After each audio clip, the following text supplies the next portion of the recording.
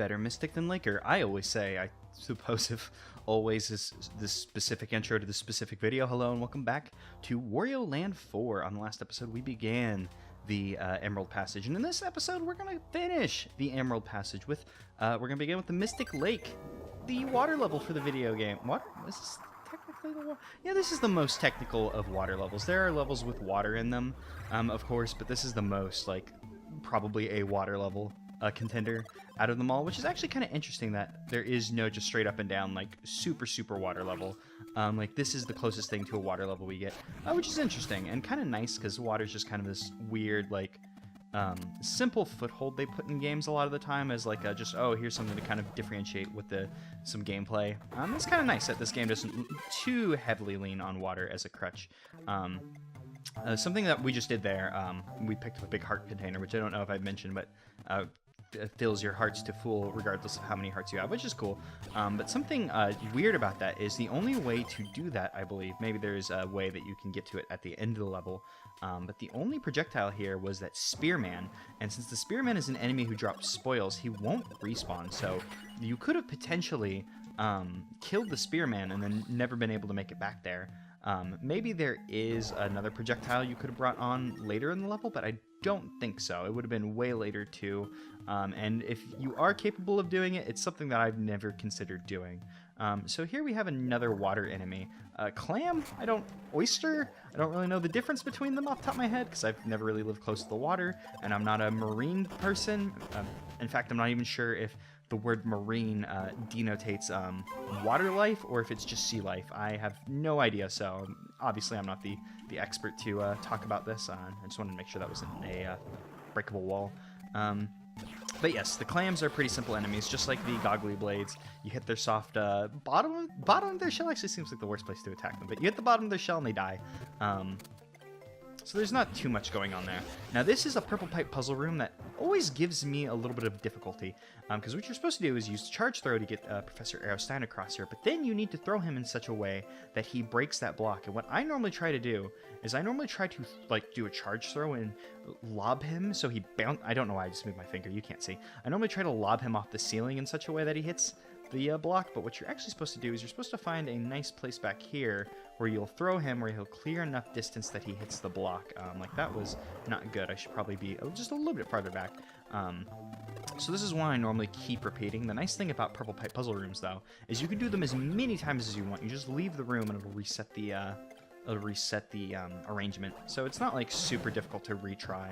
And like I said, this room isn't very difficult at all, but it is very hard if you go in with the idea of, oh, I need to bank the shot off the ceiling like a moron. I'm not even sure if that's possible. It probably is possible because I've done that a lot. But who knows? I don't knows. But maybe you knows. Maybe you knows super well.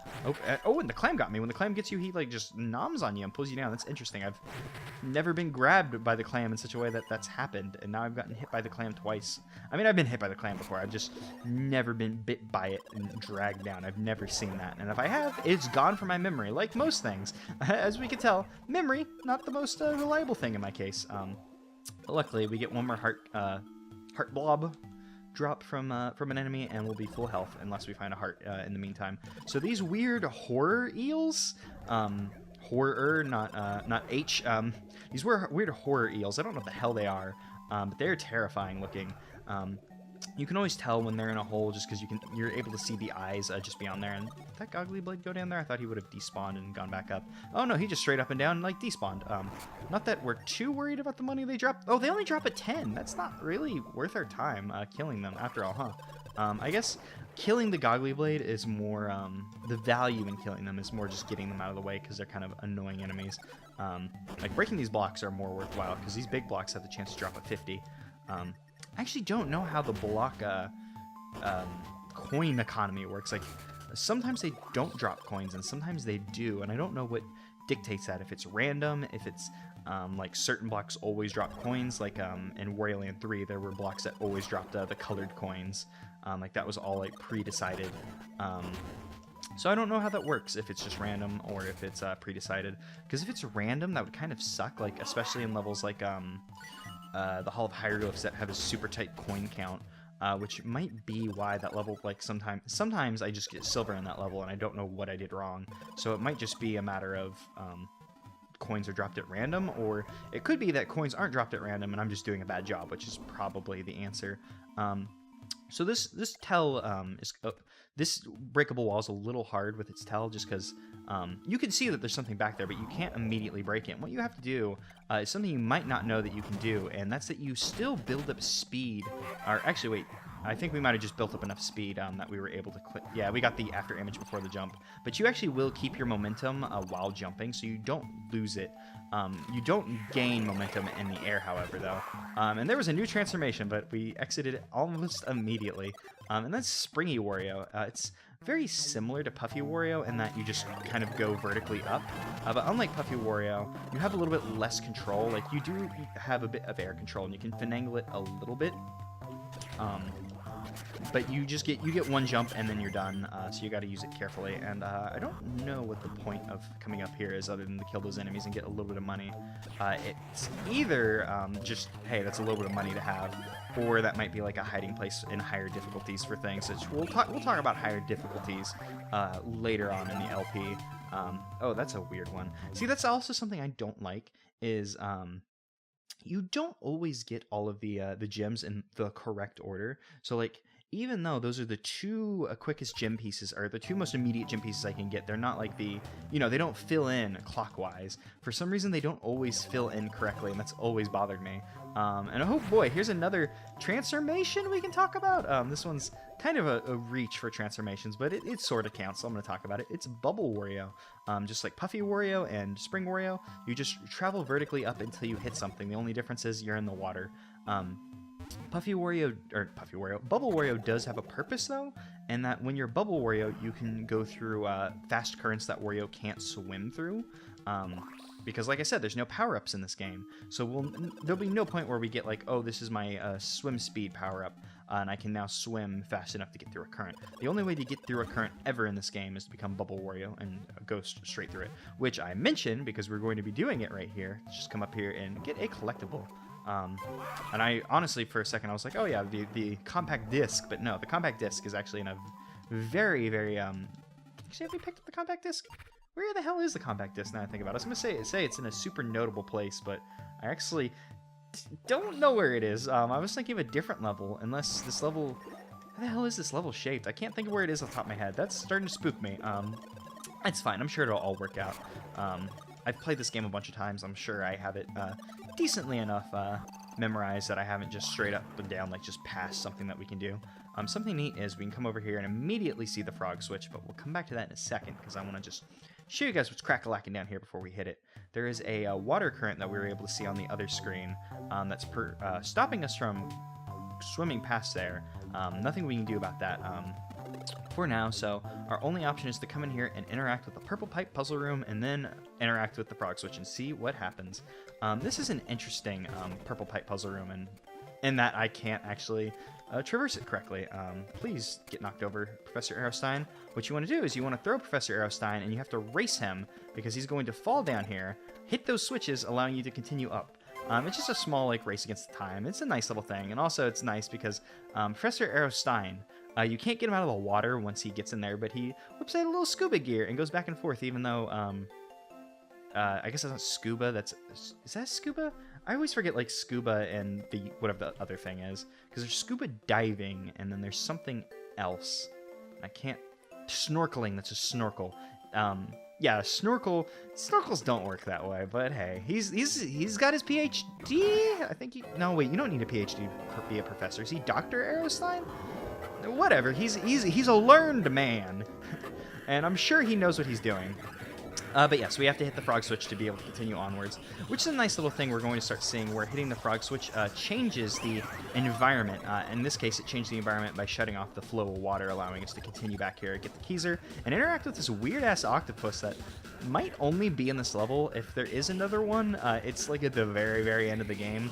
It's kind of a weird thing that you don't really see very often. It's just this weird octopus with spikes and kind of like a little like jaunty beanie that makes it look like a pirate. Although that might just be me and you know, associating Wario and pirates together since Captain Syrup was such a big thing in the Wario Land series for I was gonna say a long time, but like, you know, 2 games up to this point. But hey, they were 2 good games, even though I'd only played one at one of those games at this point. Oh no, I didn't want to roll. I didn't want to roll because I want to break all those blocks. I guess we'll just deal with roll. No, I want to stop rolling, please. Wario, why did...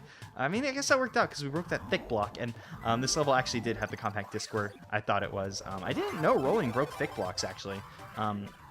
Shoot, that was super cool. I didn't actually ever know about that because I always take that slow because I want to break all those blocks and get all the cash. But if you take that, like, you just roll through there, you break those spiked balls that normally slow you down, and everything's good. I can't believe I forgot. I was thinking like, oh, the compact disc is at the very beginning of this level. There's a thick block stopping us, but I started thinking about this room and I was like, wait, you can't run into this room. And I think we got everything. We're good. That level kind of threw my brain for a doozy, but it's all good. It all worked out for the best. And we did something cool that I normally don't do. Like, sure, there were a bunch of blocks we could have broken and maybe gotten like an extra, like 200 to 300 gold or so. But hey, we made the best score. Who cares? We got our gold crown. We got all our knickknacks and paddywhacks, and we gave the dog a bone.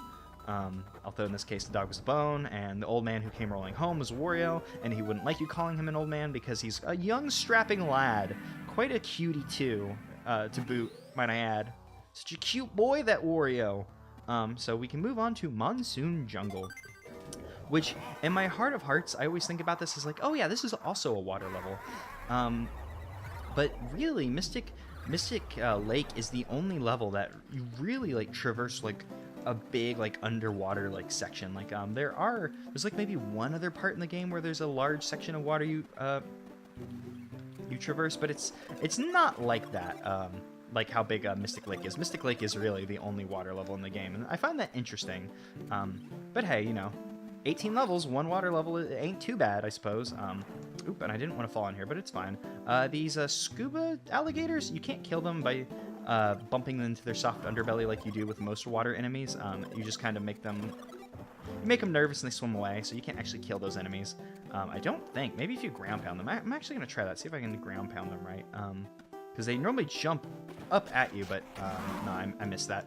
I don't think you can kill them. I'm just going to move on. Cause I don't want to waste your guys' time trying to do... I'm going to waste your guys' time by trying that. Oh, you can kill them by ground pounding them. I'm so glad I tried that because I've never done that before. It's a little difficult to pull off since they jump out at you whenever you're over them. So it's not really worth your time, and they drop like a pittance, so like, why bother? But it's nice to know that you can do that because I never knew you could kill them. Once again, they're an enemy with like a Japanese only name. Me calling them like a scuba croc or alligator, scuba gator is...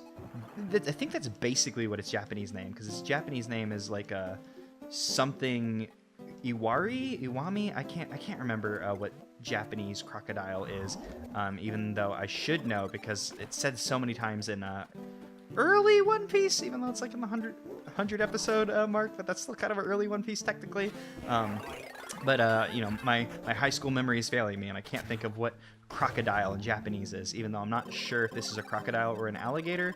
I honestly don't know the difference. Maybe one lives in saltwater, one lives in freshwater. Although I feel like they're just kind of straight up and down a freshwater thing. I don't know. Maybe it's one lives in the jungle and one doesn't. I don't know. I'm not a water guy. I'm barely a, you know, not water guy. I don't know things. I'm very dumb. We've gone over this in past LPs. I've touched upon it previously. Please don't make me embarrass myself any more than I already am. I don't know things, okay? I'm doing my best here, okay? I know Wario Land 4, and that's all I have to offer. Please, my family is dying. But this is an interesting little segment. Please, Wario, jump. Why aren't you jumping? Damn, he was not doing it. So Springy Wario has a timer that will run out if you just keep bouncing for too long, but once you're in the air, you are no longer timed. And the reason you want to do that is to come up here into this little secret area. Also, whenever you transform, you kind of uncurl in a weird way. So we've seen these enemies in the past, or at least we've seen a pink version of them. They're called like Harimen. And this one's the Harriman Zeto, which is just Harriman Z, I believe. And the only way to flip these guys is to get a heightened smash, whereas the pink ones, the Harriman, you can flip with a normal ground pound. But these ones, you need the heightened smash to be able to flip over. It's kind of an interesting enemy. You might be able to kill them by rolling into them as well. I'm not 100% sure on that. I'll try that. There's Harriman in this level, and we might be able to roll into them later. Oh, and a compact disc. Nice, nice, nice. I'll try that, rolling into the Harriman, since we were able to learn about an enemy I didn't know we could kill earlier, so we might as well just keep that trend up. But like what I was trying to say earlier, this room is very interesting, and that there's a bunch of transformations in here. This enemy is a bow balloon, I believe its name is. And once they hit you with an arrow, you'll become Puffy Wario, and then we have the Apple Monkeys over there, who just, you know, they make us Fat Wario. We've seen them before, and we've seen Puffy Wario before, but those are just a new enemy to do it. Oh, cool, we deflected that apple by being too puffed up to eat it. That was cool. So this is just kind of an interesting room with a bunch of transformations, because, like, we also saw Springy Wario, not technically in that room, but you can enter that room as Springy Wario, so it counts. This is a very interesting purple pipe puzzle room, and that, like, you have to, like, outrun the arrow, and Wario travels at the same speed as the arrow, and I always just thought it looked so, like, comical, just Wario just kind of walking, essentially walking. There is no run in this game. Wario moves at the fastest speed he can. That isn't his dash attack. That's so difficult for me, his R move, because I feel like that's more of a dash than his tackle, but I've normally referred to his tackle as dash and tackle interchangeably, so I sometimes have a hard time with that. And did we get the... Yeah, we got the secret in the other scuba gator room in which you swim under and get the heart container box. I'm pretty sure we got that.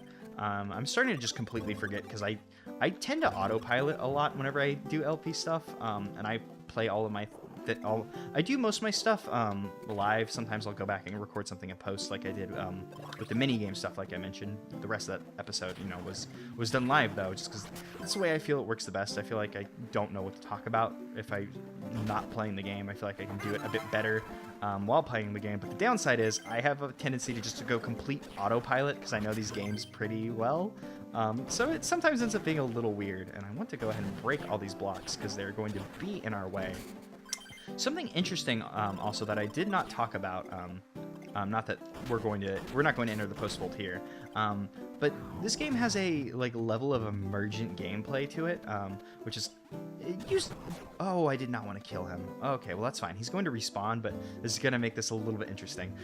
This game has a level of emergent gameplay to it, and that you know, the post-fold can change dramatically depending on what you do in the pre-fold. So it can become easier or harder if, like, you clear out, like, all the blocks in an area that you're going to need to traverse later. And let's go ahead and let him hit me. And I'm going to be careful with this, because I don't want to mess this up now that we're on a timer. There are 2 ways to escape this level, though. And we're going to be showing off the shortcut one if I can manage it. I normally screw it up kind of badly, though, so we'll see if it works. Luckily, we should have enough time. Oops. Please don't say yeah. He hit us, Wario. Oops. There's another one. This is not going well for us. I'm just going to go ahead and kill this guy. We should have enough money by the end of the level. And we're in the post-fold, and I'm starting to panic, so it should all work out, though. Oh, dang. This is an interesting arrangement that kind of teaches you, oh, yeah, you can continue to build momentum, even if you don't do it all in one go, although I'm building up my momentum a little too early, and I'm entering the after image a little sooner than I would like, and that was messing up that 3rd jump. So we've already wasted a 4th of our post-fold escaping time doing something that we reasonably should have done pre-fold, but thanks to my negligence, we've messed it up. So I'm actually not going to break all of these blocks, because we don't really need to. We're just going to continue onwards. How many jewel pieces? We're still missing 2. That's cool, because I do think the next jewel piece is also in our way.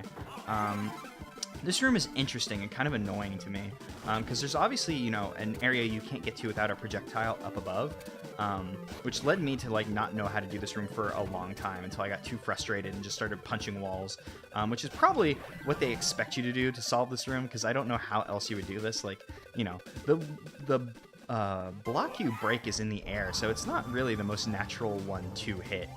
You kind of have to go out of your way to hit it. Now, there are a lot of blocks we could break here, but once again, we're just going to roll our way out of here. And we're going to maybe miss out on a lot of money, but that's fine. Oops, nope. Okay, A, you can kill the Harriman by rolling. B, It's a good thing we didn't continue onwards because we need this jewel block. But we are down to half of our time, essentially.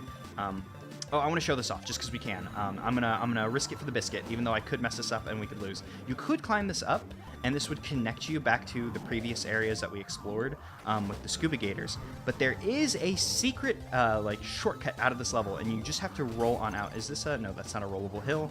Let's come back here and let's roll on out of here.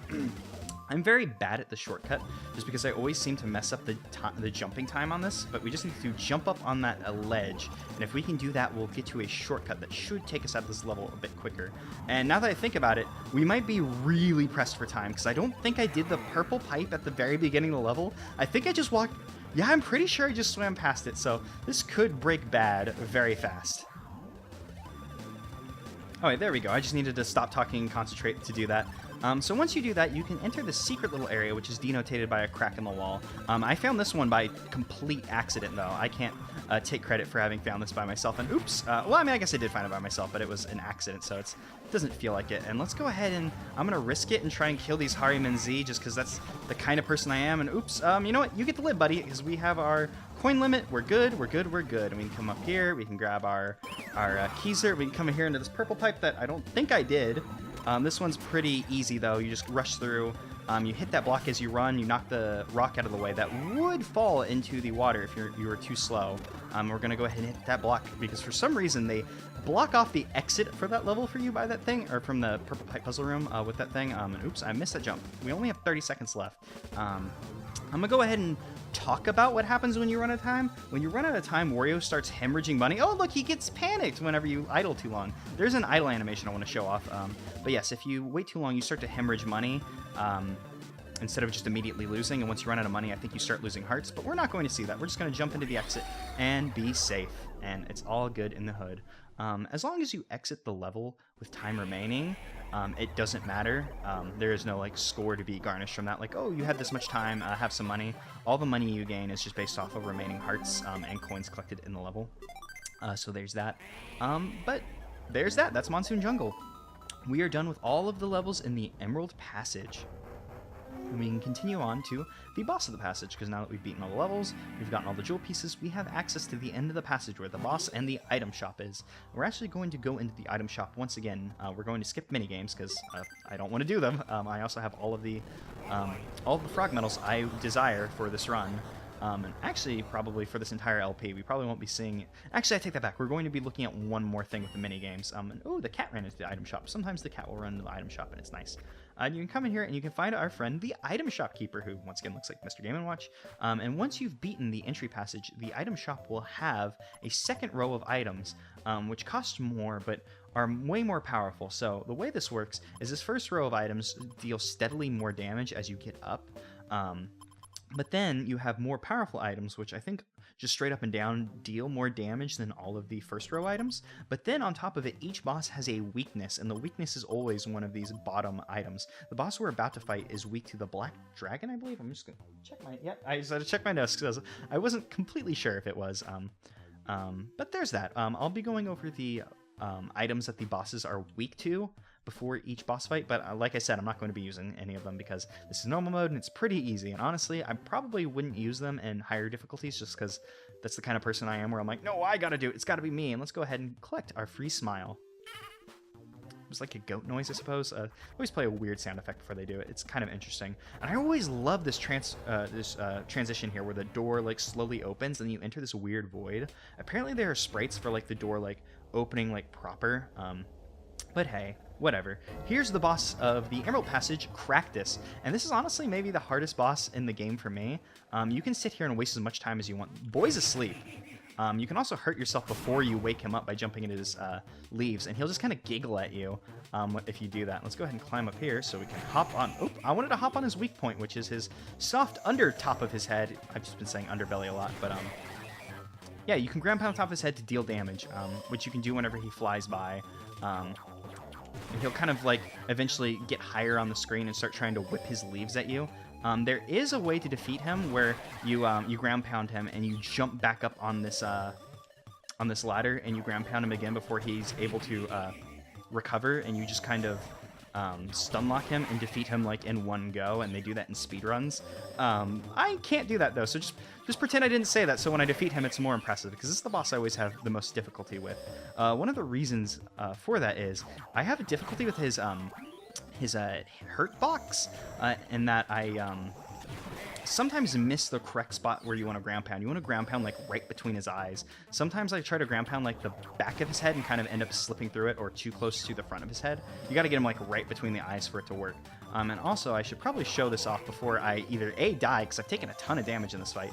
Oops, and once he starts taking more damage, he'll come in a bit higher. He won't take to the bottom of the screen anymore. And let's go ahead and let him... Will he fly off screen now? I need him to fly off screen to show off one of his last attacks. So I'm actually not going to hurt him here, so he'll maybe fly off screen? How do I make him fly off screen? I'm not 100% sure how to do that. Please leave the screen. I don't want you on the screen anymore. I want to show off your moves. I don't want to kill you. Oh, here. Let's just go ahead and show this off. If his drool hits you, you'll become Zombie Wario. It slows you down. You can jump into light to fix yourself. We'll talk about Zombie Wario at a later time. Here we go. Oh, nope. I didn't manage to do it. And now I'm going to die, probably. Yeah, okay, if you're on the ladder whenever he is off screen, he'll instead do a flyby, dropping a saliva on the ground instead of coming in an attack pattern. Let's see if we can... Oh, nope, we're going to be cutting this very close. I may just straight up die in this fight, which is possible. I've dicked around a lot. This was a possibility from the beginning. Luckily, we didn't die. I dicked around a lot in that fight, and that is the boss fight I have the hardest time with out of them all. Even the final boss, to be honest. In higher difficulties, that could have very easily broken bad, even without me dicking around. So as you can see, we got treasures for beating that boss. So there will always be a standard, like, piece of regalia you'll get for beating a boss. Like in this case, it was the crown. But then there are 3 treasure chests. As you saw, we have 4 minutes to beat the boss. Once you hit the 1 minute mark, you'll start to lose treasure chests every 20 seconds, but they take 5 seconds to disappear. So at the minute mark, one of the boxes will pop up, and then after 5 seconds, it'll disappear. But then at the 40-second mark, another box will start to disappear. And the point of those chests is just to determine what kind of ending you get. So it's not super important, although obviously if you run out of time, you'll just straight up lose the boss fight. But hey, you get all the boxes, you get a good ending to the game. Good ending. I mean, we'll talk about. We'll see what happens. We'll see what the differences for the end of the game is. But there it is. That's the Emerald Passage. Next time we're going to be continuing on to the Ruby Passage, and something I like about this map screen is that you'll randomly see the cat and Professor Arrowstein just kind of out and about, and it's just kind of nice. Just adds a little bit of variance to this very simple map, and I super love this map. I always love isometric views in games. It's just a nice little thing. And also, this is very interesting. I'm going to point this out while we're here. This is the sound room. You come up here and there's this like weird face who kind of gives you like shifty eyes as you walk by. But there's a door below us. But you come up to the face to like enter the like sound room. It's very weird, even though you should probably realistically be going into the door, because we know that face is like the tongue that spat us into here from the way we fell in. So I don't know, that's a little weird. But hey, that's the video. See you next time for the Ruby Passage.